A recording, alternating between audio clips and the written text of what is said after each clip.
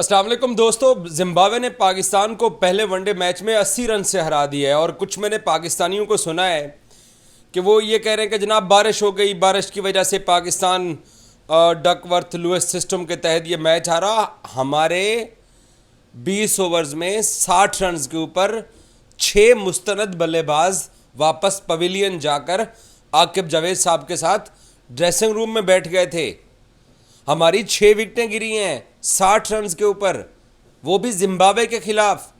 और हमारा run rate कितना है? शायद 2.89 20 ओवर्स में, 20 समथिंग ओवर्स में आप 60 रन बना रहे हैं। आप ये क्रिकेट खेल रहे हैं क्या? वैसे रिजवान ने पाकिस्तान क्रिकेट टीम का ये हाल कर दिया है। वो यहाँ ऑस्ट्रेलिया में थे तो उनसे हर मैच के बाद प्रेस कॉन्फ्रेंस में मैं अक्सर ये सवाल करता था कि रिजवान क्या सीखा है आपने, क्या अखज़ किया आपने इस टीम का। उन्होंने कहा कि जी बस अपना स्टाइल है, अपने स्टाइल के साथ खेलते रहेंगे। भाई कौन सा स्टाइल है ये? मैच हारने वाला स्टाइल है। जिम्बाब्वे जैसी टीम के खिलाफ पहले तो आपने उनको 215 करने दिया। वो जब बैटिंग कर रहे थे, वो जब शॉट्स खेल रहे थे, उनकी शॉट सिलेक्शन भी देखिए और हमारी शॉट सिलेक्शन भी देखिए। एक हसीबुल्ला को अच्छा बॉल पड़ा, सिर्फ एक हसीबुल्ला को। बाकी हमारे जितने भी बल्लेबाज हैं वो अपने उसी पुराने अंदाज के अंदर आउट हुए जो उनका हमेशा से अंदाज होता है। एक एक करके अगर आज हमारे इन सुपरस्टार्स जो फ्यूचर के सुपरस्टार्स हैं इनकी परफॉर्मेंस का जायज़ा लें।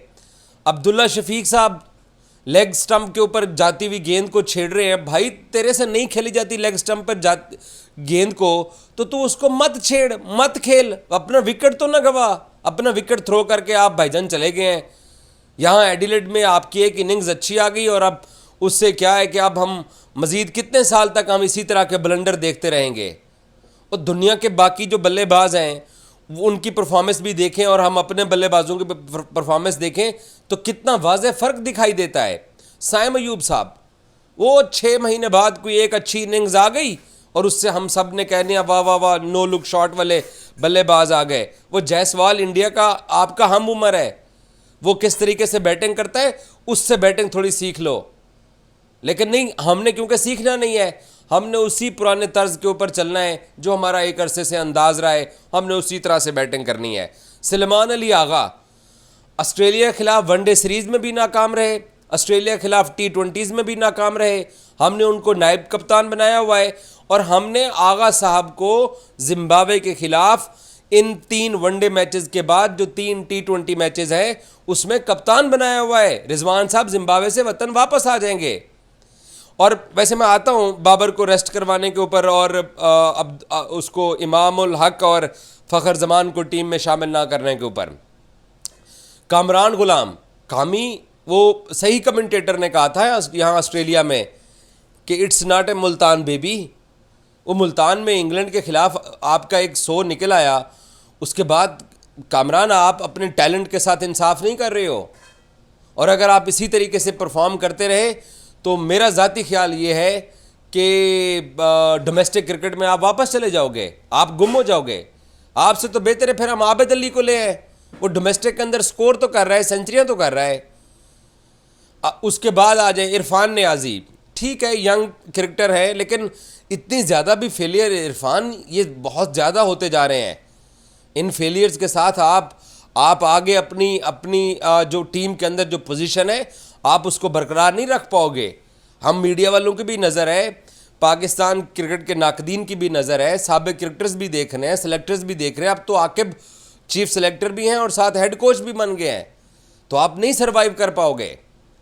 ये तो हमारी बैटिंग लाइनअप जो हमने खिलाई है। और रिजवान भाईजान वही उनका 40-50 का स्ट्राइक रेट बड़ी मुश्किल से, और वो जनाब टिप टिप बरसा पानी वहाँ पे बैटिंग हो रही है। यहाँ ऑस्ट्रेलिया में भी वो T20 में भी ऐसे खेल के गए थे और ख़ुद को मजबूरन जबरन उनको होबार्ट के आखिरी T20 मैच के अंदर ड्रॉप करना पड़ा था। जिम्बाब्वे जैसी टीम के खिलाफ आप पहला वनडे मैच हार गए, वो भी 80 रन से। आपने 3 से भी कम रन रेट के साथ स्कोर किया। 60 रन पे आपने 6 विकेटें गंवाई। बॉलिंग में उनको 215 करने दिया। आप कैसे जस्टिफाई करोगे और रिजवान को एक बात अब समझ आना शुरू हो गई है। जब ये भाईजान को कप्तानी मिली थी, मैंने तब एक प्रोग्राम किया था, मैंने उसमें बोला था कि आप कंप्रोमाइज्ड कप्तान बन के आए हैं पाकिस्तानी टीम के। आप इमाम को, आप फ़खर को और उसामा मीर को आप मुल्क में कैसे छोड़ के आ सकते हैं? इन कंडीशंस के अंदर, इन हालात के अंदर तो शादाब अब हमें याद आना शुरू हो गए हैं कि कम से कम शादाब हमें कोई एक आधा मैच तो जितवा लेता था। आज शादाब की कमी महसूस हो रही है इस टीम को। फ़खर इमाम की तो हो ही रही है वनडे के अंदर। तो रिजवान साहब, आकिब जावेद आपके साथ बैठे हुए हैं, आप दोनों जिम्बाब्वे के अंदर मौजूद हैं। तो ये परफॉर्मेंस जो है ये एक आईना है पाकिस्तान क्रिकेट टीम के मुस्तकबिल का। हम लोग हर वक्त बाबर आजम पे बात करते हैं, उसके ऊपर तनकीद करते हैं, उसको ड्रॉप करके आप अपनी बैटिंग में आप अपना हशर तो देख लें। क्या हमने बैकअप तैयार किया है, क्या हमारी टीम की बेंच स्ट्रेंथ है।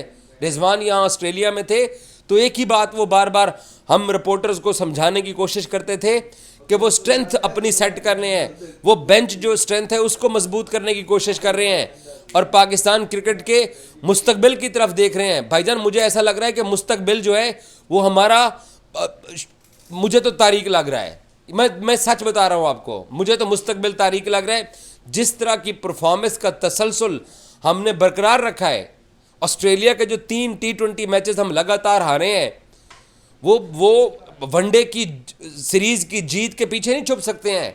ऑस्ट्रेलिया का तो हाल आप लोगों ने देख लिया, उनके बॉलर्स का भी आपने इंडिया वाले पहले टेस्ट मैच के अंदर देख लिया, उनकी बल्लेबाजी का भी आपने हशर देख लिया।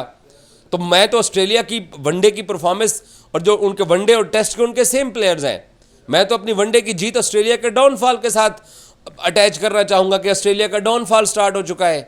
वो यहाँ पर्थ में भी स्ट्रगल कर रहे हैं, हमारे खिलाफ भी उनके यही प्लेयर थे। स्मिथ भी स्ट्रगल कर रहा था, मार्नस लबुशैन भी, हेजलवुड, मिचेल स्टार्क और पैट कमिंस, ये 5 लोग हमारे खिलाफ स्ट्रगल करते रहे, जो कि पर्थ में उनकी परफॉर्मेंस आपके सामने है। हमने कुछ नहीं सीखा, हम उल्टे कदमों पे चल रहे हैं। मोहम्मद रिजवान को पाकिस्तान क्रिकेट बोर्ड ने कप्तान बनाया था जीत के लिए। क्रिकेट में या स्पोर्ट्स के अंदर आपको जीत चाहिए होती है। किसी भी खेल में आप मैदान में जीत के लिए उतरते हैं। ये अच्छा खेल खेलने, तजर्बा करने, बेंच स्ट्रेंथ चेक करने, अपना बैकअप चेक करने, ये कोई नहीं उतरता, जीत के लिए आप उतरते हैं। और जीत लगातार 4 मैचेस आप यहाँ पे हार गए हैं, 4 मैचेस, ये कोई मजाक नहीं है। पाकिस्तान क्रिकेट के साथ हर दौर के अंदर सेलेक्टर आ जाएं, टीम डायरेक्टर्स आ जाएं, जो भी आते हैं तजर्बार करते जाते हैं। आपकी जब डोमेस्टिक के अंदर इतने गट्स नहीं है उन प्लेयर्स के अंदर, तो फिर आप अपने सीनियर्स को क्यों ड्रॉप कर रहे हो? अफसोस होता है मुझे, जिन प्लेयर्स को मौका भी दिया गया है वो भी क्लिक नहीं कर पा रहे हैं।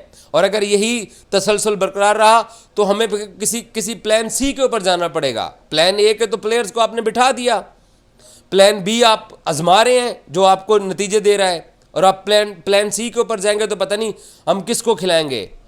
अफसोस हुआ है आज पाकिस्तान के 60 के ऊपर 6 विकेटें, वो भी जिम्बाब्वे के खिलाफ गिरती हुई देख के।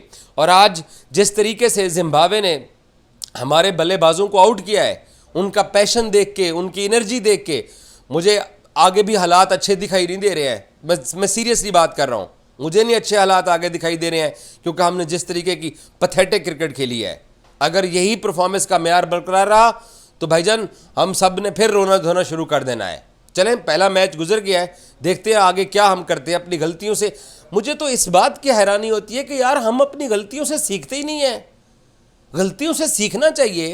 अब अब्दुल्ला और साइम अयूब या रिजवान या जो भी हो, वही पुरानी गलतियां हम दोहरा रहे हैं। खुदा के लिए अब फ़खर, जमान और इमाम को वापस ले लो भाई वनडे और टेस्ट के अंदर, वरना और बुरे हालात होते जाएंगे। Thank you so much.